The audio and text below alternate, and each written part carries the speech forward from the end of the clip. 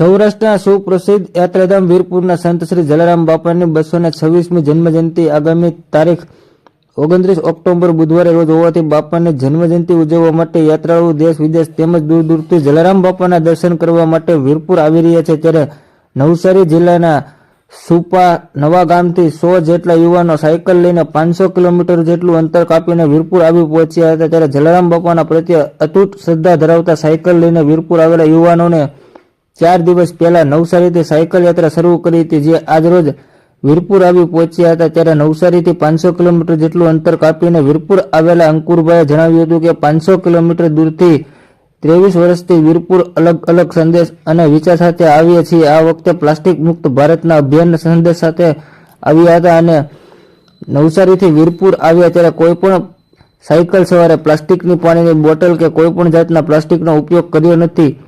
ત્યારે પૂજ્ય જલારામ બાપાની કૃપાથી રસ્તામાં કોઈ પણ જાતની તકલીફો પડી નથી તેમજ દરરોજના 100 થી 150 કિલોમીટર જેટલું સાયકલથી કિલોમીટરનું અંતર કાપી જય જલારામના નાદ સાથે વીરપુર પહોંચીને પૂજ્ય જલારામ બાપાને 226મી જન્મ જયંતિ આજરોજ બુધવારના દિવસે ધામધૂમથી ઉજવી પૂજ્ય જલારામ બાપાના દર્શન કરીને પોતાના વતન નવસારી પાછા ફરશે અને ધન્યતા અનુભવશે। રિપોર્ટર ભાગ્યેશ ડોબરિયા, વીરપુર। નમસ્કાર, જય જલારામ।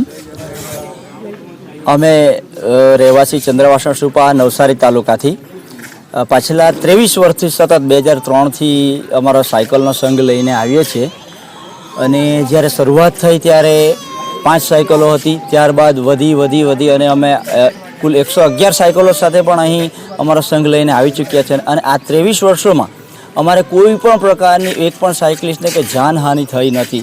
આ 23 વર્ષથી અમારે જલારામ બાપામાં અમારો જે વિશ્વાસ છે હજુ દિન પ્રતિદિન વધતો જાય છે, અખૂટ શ્રદ્ધા છે। અનેક વ્યક્તિઓ આવે છે અમારી સાથે અને દર વર્ષે અમે કંઈક નવી થીમ લઈને આવ્યા છીએ। આ વર્ષે અમારી પર્યાવરણ પ્રત્યે જાગૃતિની થીમ પ્લાસ્ટિક મુક્ત ભારત માટે થીમ હતી। એમાં કોઈ પણ સાયકલિસ્ટોએ પ્લાસ્ટિકની બોટલની પાણીની બોટલો કે પ્લાસ્ટિકનો વપરાશ કર્યો નથી। સાથે માર્ગમાં પર્યાવરણ મુક્તનો સંદેશો અમે પ્લાસ્ટિક મુક્તનો સંદેશો આપતા આવ્યા છે અને આ 23 વર્ષોથી અમે આવ્યા છીએ એટલે વીરપુર ગામમાં અમારા અનેક ઘરોમાં ઘર જેવા સંબંધો સ્થાપિત થઈ ગયા છે। અનેક યુવાઓએ પોતાની માનતા પણ અમારે ત્યાં પૂર્ણ કરી છે।